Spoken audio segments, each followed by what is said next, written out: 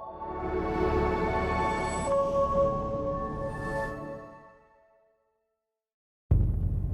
respectfully acknowledge that this podcast was recorded on the unceded ancestral lands of the Lheidli First Nation, on whose land we live, work, and play.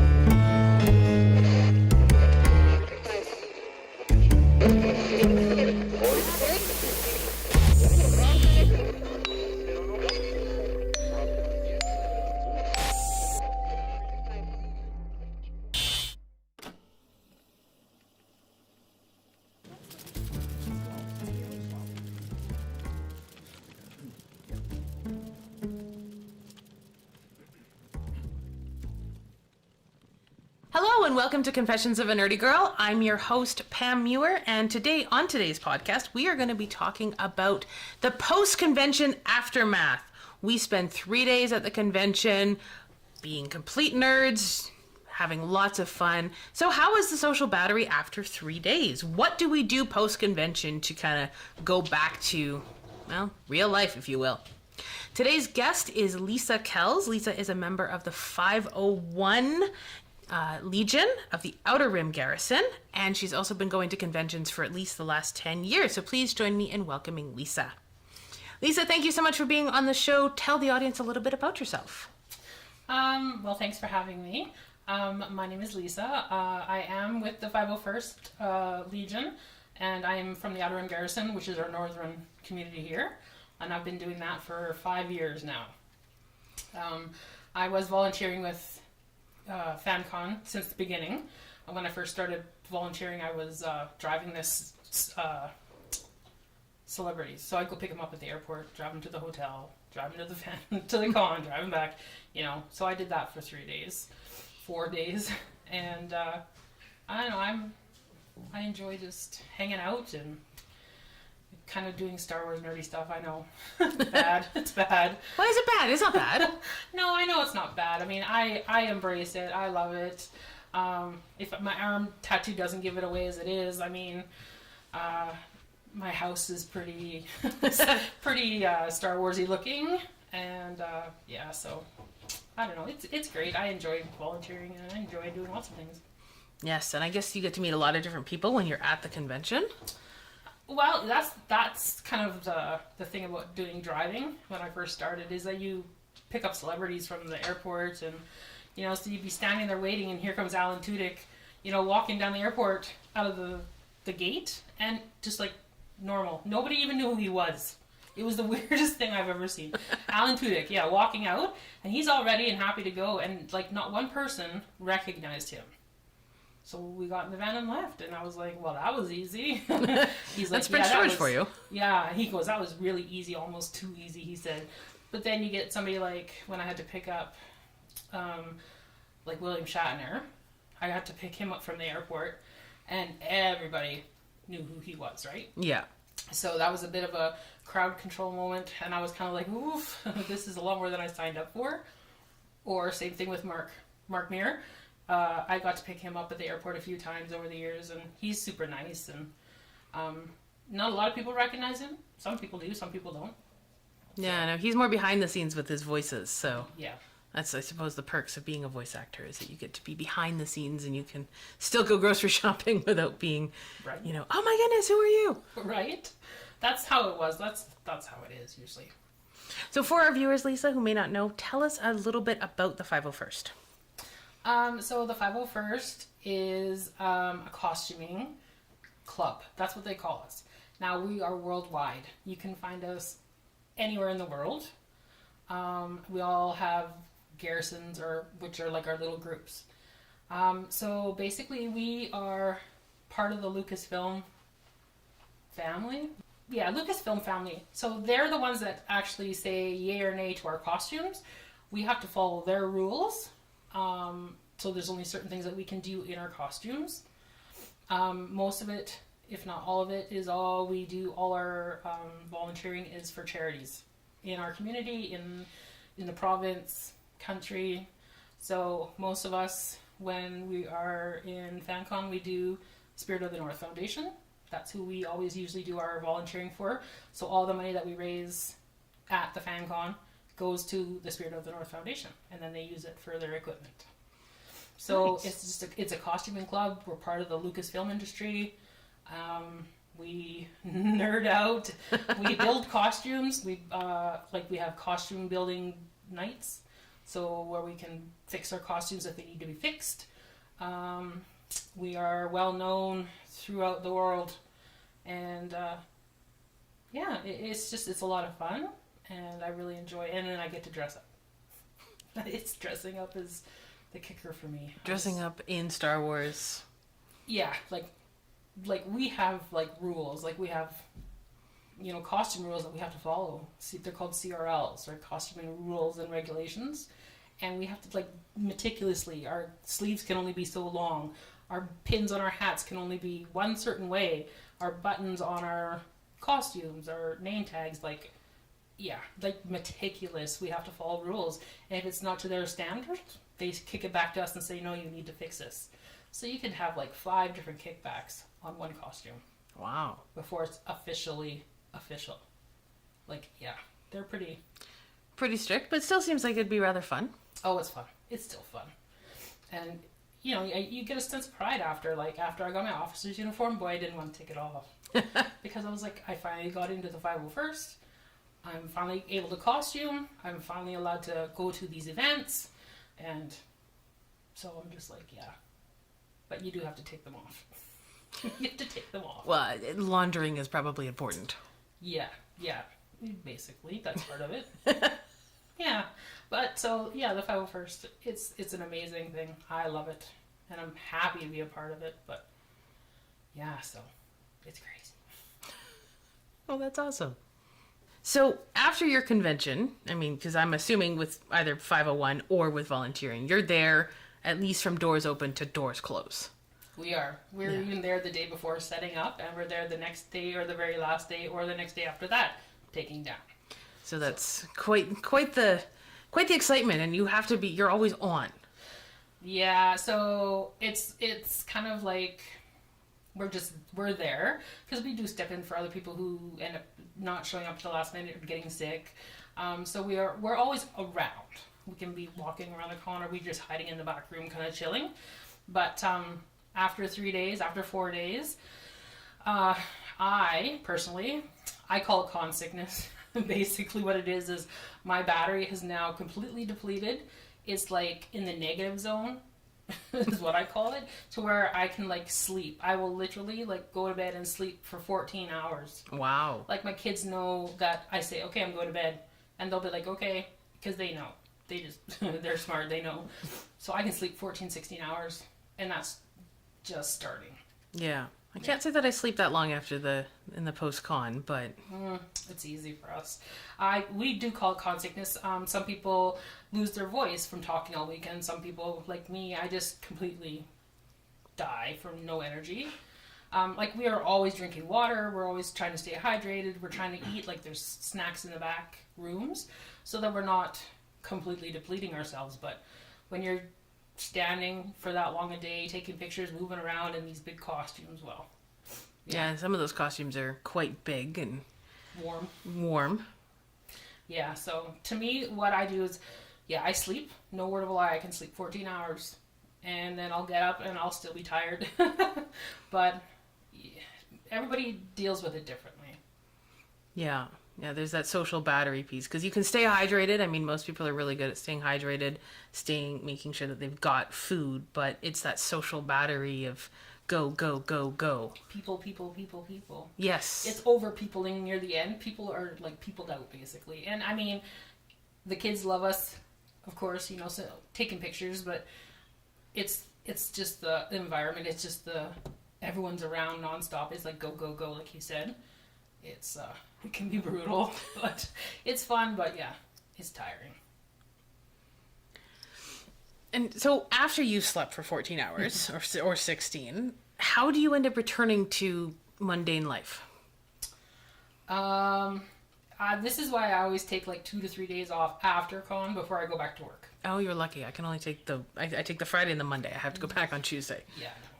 So before I started in this current position I'm in now, I could take off like the Wednesday, the Thursday, because we'd have to set up, and then Thursday, and then I would take the Monday, Tuesday off just to chill. And literally, like, I would either lay on my couch, no word of a lie, I'll lay on my couch and watch TV, and it's just, this is how I recharge my batteries, or I'll go visit somebody, but sleep is the big one for me. Like, it takes a lot out of me that way. And yeah, I really low-key chill. I really don't do much in those couple days after that to kind of bring me back up to speed. Yeah, it'd be interesting to see how everyone else, because I do very similar. I don't sleep for 14 to 16 hours, but I hermit. Nobody gets to talk to me for a day. That's why I watch TV. It's for, I mean, there's probably other things I could do, but really I just kind of chill, hermit, don't really go far, drink my coffee, just try to recuperate in the best way that I can. Yeah. If that's what you want to call recuperating. I think it is a recuperation. I think it is. Drinking coffee and watching something on TV. Well, there are worse recuperations. I know. There is. But I think that's just, it's part of knowing how you recover. I've had to learn. Yes. Like from the very first year. So my very first con that I ever did as a 501st Legion was actually in Grand Prairie when they do Grand Con. Mm-hmm. And so I was all gung-ho. It was a great weekend, busy. And then I got home and I missed everybody. I was like literally like almost crying because I was missing everybody because all of them were in Alberta or they all went their separate ways and went home. So then I was like, is it normal to be this sad after a con for a weekend? And Teresa from the Badland Garrison, she's their CO, I think, she said it's actually quite normal. She goes, you build family, you build bonds, you know, you make friends, and then you hang out with them 14 hours a day for 3 days. You know, you build these, you build these friendships. And I literally, like, I was lost. I was literally lost my very first con home for 3 days. I was like, there's nothing to do now. Like, there's no friends. I just laughed. And so she's like, it's normal. And so you just kind of find your niche, I guess, your groove for what you do after, which is sleeping and, for me, drinking coffee, sleeping. Yeah. Watching TV. Well, and I suppose it is true that we kind of feel like almost like a grief and loss. Because we see people, sometimes you only see these people once a year. Mm-hmm. And that's the people for Grand Con, when I see all my friends in the Badlands, like it's in Alberta, there's Crimson Aurora, and then there's Badlands. And so that's a lot of where our friends are because we're such a small community up north. There's only like 7 of us, and we see each other all the time. But when you go to Alberta and you meet all the new friends, and then you have all these new, you know, relationships and stuff, and then you go home and it's just you again, you're kind of like, wow, it's kind of lonely over here. Yeah. So we're a little bit more isolated than we thought. Yeah. So you just try to keep in contact, but there is literally loss and grief where you just kind of go home and go, no, I'm kind of lonely. It's kind of lonely, boring over here. Well, and there's also the adjustment of when you get a couple of days off. Me, I have to go back to work on Tuesday. I take Monday off to recuperate. Mm-hmm. But if your work is anything like mine, not everyone, people know that you're a nerd, but they don't know what that means. I have to, actually most of the people I work with now, they just know that I take time off for FanCon, I take time off for GrandCon.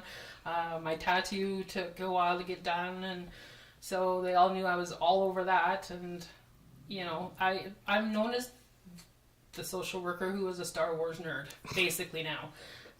Anybody who says anything, they're like, oh, have you met Leasa yet? Oh, she's the Star Wars one. She knows everything, and she goes to all these cons, and she goes, her arm's done. You know, she goes, she's a nerd. Just look out. I'm like, really? It's like, what does that mean? Oh, I've had that too. I've been introduced at work as the resident nerd. Mm-hmm. Everyone at work knows that is my weekend. Nobody else gets to take it off. I get first dibs. So on Facebook, I always put, it's that time of year again. I'm not ignoring you. Oh, wait, I am ignoring you. Talk to you on Tuesday. Just so they know that don't message me, don't call me, because I'm not going to answer. I'm busy. That's true. I've tried to message you at the con to find out where you were, and you've ignored me. I didn't even see that. That was bad. Sorry. But, yeah, so I always put that on Facebook, and I literally had the quietest phone ever for the weekend. It's like, nobody will come. Everybody just knows. They just know. Really, the only messages that I get on the weekend is friends at the con going, "Where are you?" Mm-hmm. And then we're trying to figure out where we are, and then we'll pass each other. And yeah. So that's what happens. I just give everybody the heads up. They've learned. Well, I think that's a good thing, because people don't realize the post-con. I didn't know it. My first convention, I went for one day, because my friends who knew I was a nerd didn't bother to tell me that it was a 3-day thing, and I picked up work shifts. That was the only convention I haven't been to all 3 days. And that one, even that was tiring enough. And then I went to the one the year after, and I had the added challenge is that I didn't live in Prince George at the time. I lived in Vanderhoof. So I had to commute, an hour each way for 3 days. Mm-hmm. That was, And I live in Prince George, and I would still drive home, and I'd be like dead. It'd be like 9 o'clock at night, and I would literally walk through the door, and my kids would go, "How was the con?" And I'm like, "I good." I good. Go to bed, because it's just You just can't formulate sentences anymore. I good is about as far as they ever got. Yep. And then I was like, "See you tomorrow." I'm going to bed. So that's what I do. But there is such a thing as con sickness. Mm-hmm. There is such a thing as your battery is negative, like it's low, dead, and then negative, dead. Yeah. And then you need days to recuperate. It is a thing. Once you've recuperated and you've kind of gone back to Mon Life, do you immediately start planning for the next convention, for the next year? So usually after FanCon, there's GrandCon, which is usually a couple months down the road, 3 months down the road. So we're already planning to go to that one, because I've gone to that one every year. There's Edmonton Expo, and then there's Calgary Expo, and those are usually after GrandCon. So people kind of work their holiday schedules around those dates. I've never done Edmonton. It's a bigger one, and I think that would just... It's on my bucket list. Yeah, but that's a big con, and I think that would take too much energy out of me. I'm not too sure if I can do those ones yet. But after that, after GrandCon, I'm working on a current project, for my Royal Guard, right? So I have the helmet, but I'm still trying to get my robes done, which Teresa, who's in Alberta, she's making them for me. So I have to go over there because I want to help make them. Yeah. So I go to her workshop. I'm going to help her sew. I'm going to help her measure everything and get her done so that I'll have my guard for FanCon next year. I hope. But the goal is to have it done. But I slowly come back. I don't just jump back into work. I kind of daze around a little bit. It takes a bit to get back into work, but and then we do plan other events like the hospital visit. We usually plan for Christmas. We'll be doing it again this year, going to the hospital on Christmas Eve, dressed up, which we did. Other little events that they ask us, some people ask us to attend birthday parties, events in the park, stuff like that. So it just depends on what comes around, and then the Christmas, the parade. We did the parade last year. The Santa Claus parade. The Santa Claus parade. We did that for the first time last year, and that was fun. That would be fun. It's fun, just you gotta be careful when you're walking with boots on.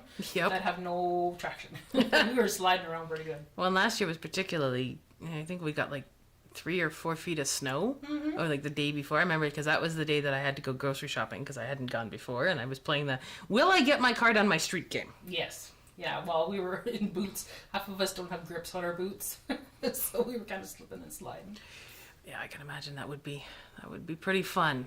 It was. And I can imagine those costumes aren't exactly the warmest for the winter. Nuh-uh. No, ours are cold, because, they're just out, they're just uniforms, right? So they're not very warm. They can get warm. So after walking for a bit, you kind of warm up, but depending on what costume you're wearing. Yeah, well, the Outer Rim isn't exactly known for being cold. No. Lots of warm planets in the Outer Rim. We would like to hope so. But, we're there. We're there, but, yeah, we're not that cold. So, but it's good fun. So we just like to be out there volunteering. Everything we do is for volunteering. No money ever crosses our hands. It's just, we do it for Spirit of the North Foundation. We've done it for Odyssey House in Alberta. And so we just kind of plan around upcoming events if there is any. If not, we take our downtime. Would you ever do 2 cons back to back, like one weekend and then one weekend? I don't think so. Maybe if I was like 20 years younger or something. Probably not. I think that would be a little overkill on my part. I think I would underestimate myself for that. So no. I mean, I'm happy just with one and then one a couple months later. Like, that's even good for me. Yeah, I've been asked if I would ever go to Calgary, which I'd like to, but it's the weekend right before. Yeah. FanCon typically. And I don't know if I could mentally handle that. Well, Grand Prairie's in September, 1 week, and then I literally know people who are going from Grand Prairie to Edmonton Expo right away, like back to back, and I'm just like, oh, I think that's a little much for me, anyways. If you sleep 14 hours after one con, yeah.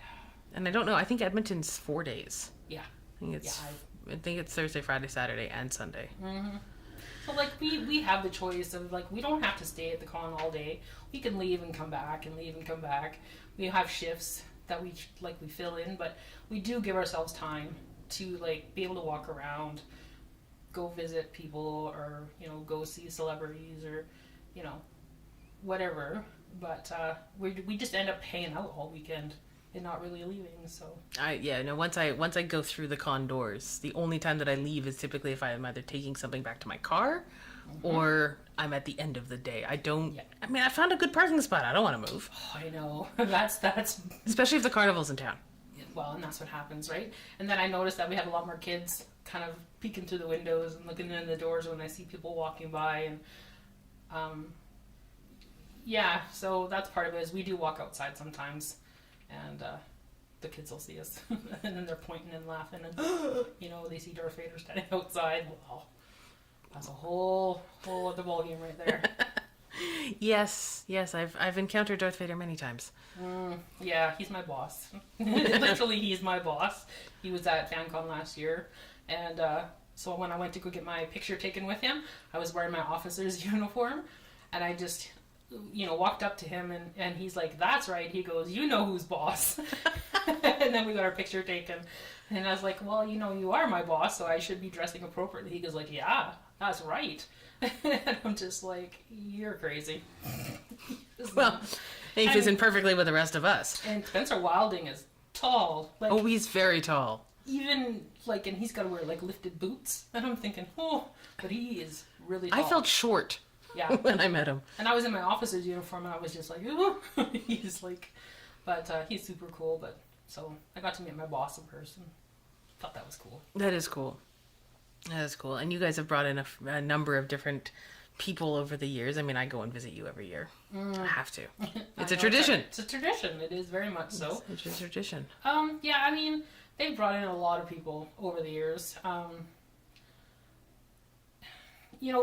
Driving them and picking them up from the airport and driving them to their hotel rooms, we are told that we're not supposed to make conversation with them.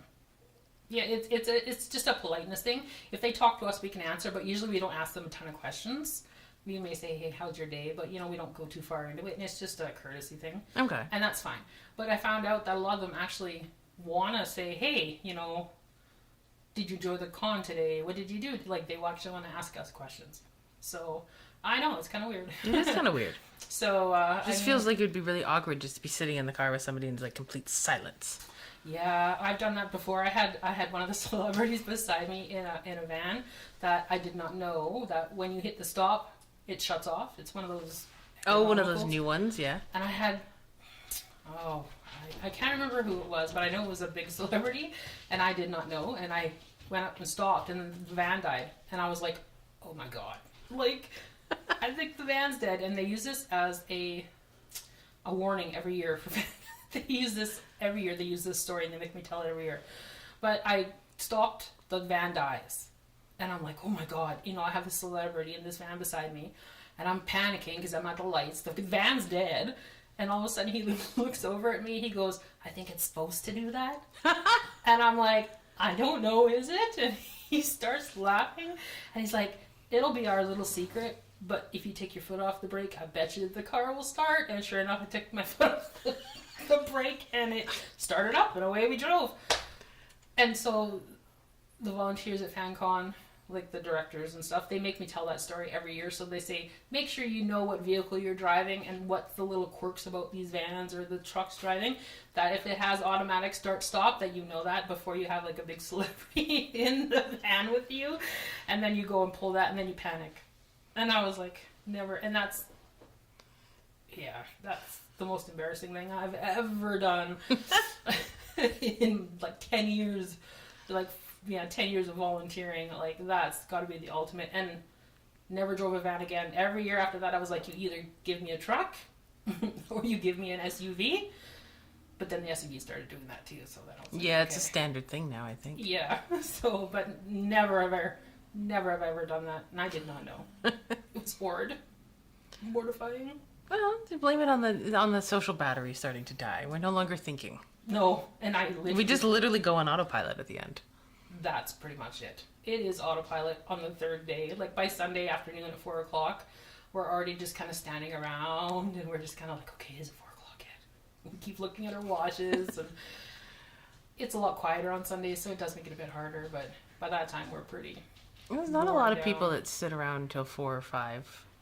Most people leave around 2 or 3, I found. Yeah, but as costumers, we have to stay right to the bitter end in case there's those last little kids, last families that come around. They've had a few draws that have been interesting. So lightsabers, that was a big one.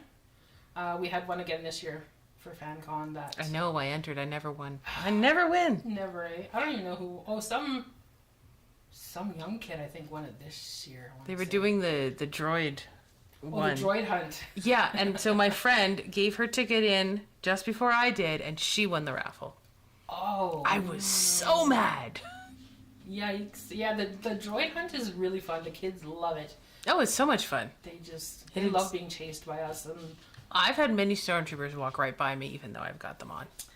Yeah, we can only see so many things in those stormtrooper helmets. You don't see much. Trust me. That's why they've got such bad aim. Yes. Yes. They don't see much in those. But the droid hunt, the kids really enjoy us chasing them around, trying to get their badges, and then they come running back and get another one, and they keep going again, and it's an all-day process. Last year we had a guard helmet painted. That was in Alberta, and that was a raffle draw. And then we've done sabers. Yeah, one day I may win one. Lots of people enter those. I know. Yeah. Odds are not in your favor. Yeah, somebody always wins, but yeah, ain't me. You never know.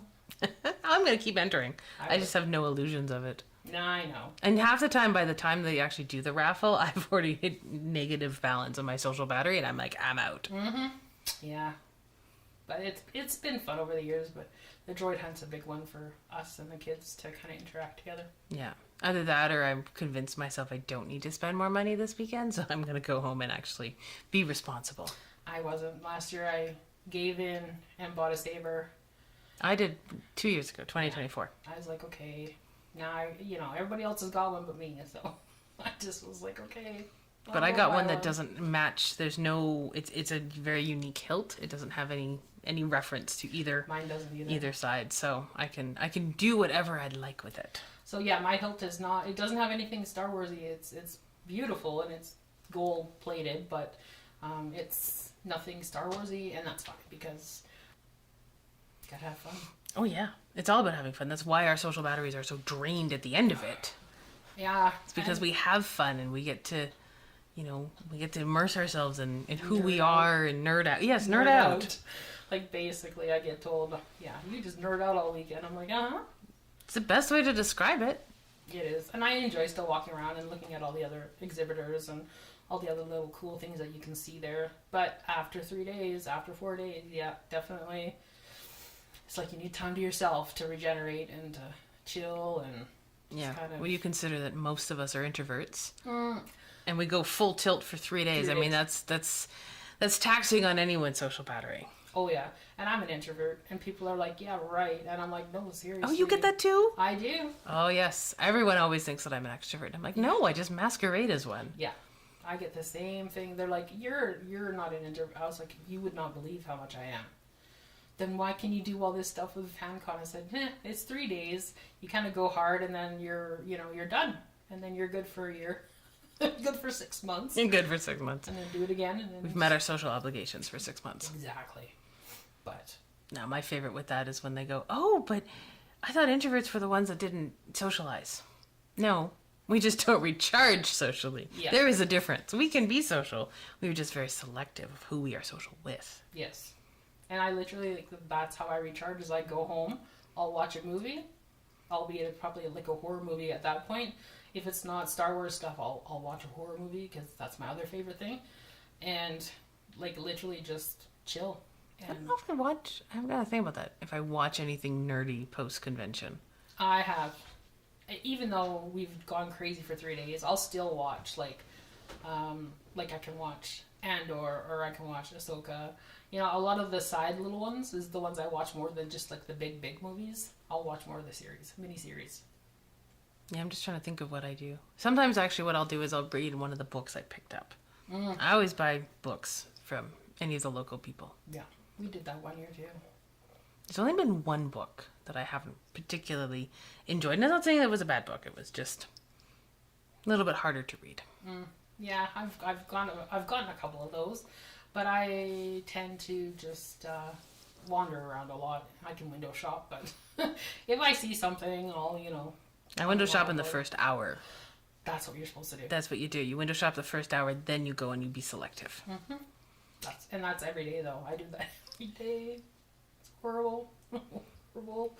I have to get a second job, so I could pay for all my little toys. So I had a second job for a while.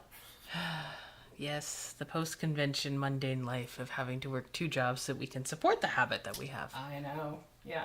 And then you go back to work and everyone's like, oh, I didn't know you were off. And I'm like, really? Like, where do you think I was for 4 days? Oh no, I'm missed in the office. I've literally had coworkers come up and going, "We're so glad you're back." Going, I'm gonna walk out the door now. They always ask me how it was. Like, I have really good people in my office that say, "Well, how was it? You know, what did you do? You know, who did you meet?" I don't know. Like, they're always interested in what I do, and then they're like, "Oh, that's just crazy." They're like, "I can't believe you do what you do," and I'm like, "Eh." Yeah, that sense of disbelief of you actually spent 3 days doing this. It's still there. Yeah. I still find that that's there. I mean, yes, it's popular. People go. I mean, a lot of people that I know go, but they don't do the because I go VIP. They go 3. I go 3 to 9, and then 10 to 7. 7, yeah. And then whatever the hours are. And they're like, "You're there?" I'm like, "I'm literally at the doors before they open." Me and one friend. That's where we always meet. Yes. It was very weird when she wasn't VIP last year. I was sitting there and I'm like, it's just me. Yeah. That, and if you're going VIP, you want to go early because you want to get all the good swag. That's exactly why you go early, and that's why you get VIP. We don't have much in terms of swag for us. We have, like, stickers and coloring stuff. Because Do you know how many stickers I have from you guys? I can imagine. I have a lot. We have a lot of stickers. But we also have, like, little coloring books for the kids. Like, a lot of them just come up to see the costumes or they ask questions. We have a little book there that's, how do you want to join the 501st? This is how, and then people ask us, well, you're here for how many days? We tell them, and then they're like, so then what happens after? I said, we take everything down and then we go home and literally sleep. Some of us sleep, some of us do other things. I don't know. I can't speak for anybody else, but like I said, I sleep, so. Yeah, I lie on the couch, and I think I just become one with my couch for a day. That's it. That's Get up occasionally to feed the ferrets. And yeah. make sure that they don't starve. Get up to maybe get food if I'm lucky, but that's the other thing is that we don't eat a lot while we're there because we're just so busy. So then I feel like I have to, like, eat like crazy when I get home at the end of the night. And those costumes aren't always the easiest to eat in. No. That's why I have a soft costume, so I can sit. If you get stormtroopers or if you get any of those hard plastic, you can't sit in those costumes at all. So that's another reason why I choose soft copies, like soft costumes. That's good to know. Because hard ones you can't sit in. No. I mean, I usually have a corset because of part of my costume. Exactly. You don't sit comfortably in those. No. And then so you imagine wearing a stormtrooper outfit No, you can't sit in those. I can imagine that it would be very similar to a corset and the restrictions that it gives you. Exactly. So that's another why my guard is robed, soft. You know, I can sit in it, it's okay.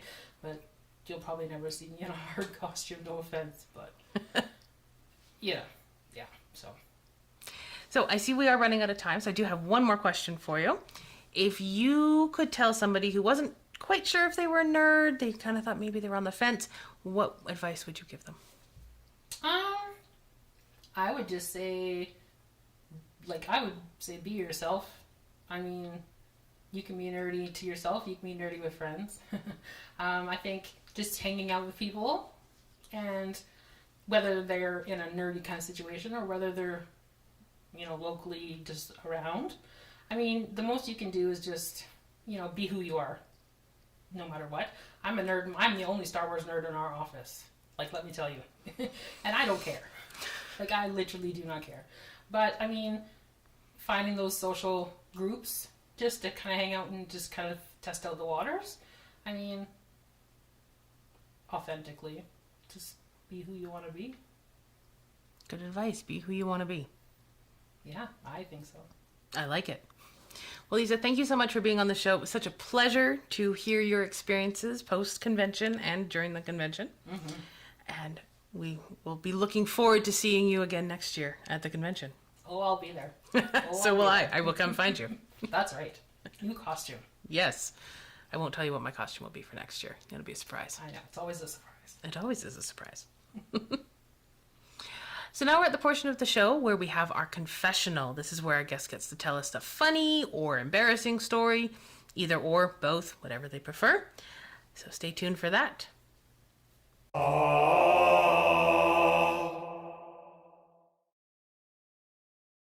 So, I'm going to tell you one of my stories that I still think is pretty cool. I gave away my story, my funny story in the podcast, but so I was driving Michael Biehn, who was in Tombstone, which is my favorite, an alien, you know, and all those Terminator movies. And so I asked him, he asked me how I was doing, and I was like, I'm doing great, thanks. And then he goes, I heard you had a question to ask me, because I had talked to his wife earlier. And I said, I do have a question. I said, what's it like to work with, I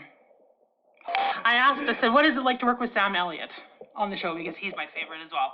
And he said, to be honest, he goes, he's actually the same way on film as he is in life. Like his laugh, the way he talks, the way he walks, you know, any conversations, jokes that he tells, he's like that on the movie and in real life. And he says he's a really good friend and he's a really, really good actor. He goes, he can be mean, he can play rough, he can play nice. He goes, he's just an all-around great guy. And I thought that was just a really good answer, because I really like Sam Elliott a lot. And I like Michael Biehn a lot. And he was really, really nice. He signed the VIP cards for me, him and his wife. And so I got that, and then I got a picture, and yeah, it was pretty cool. So fan cons are always good.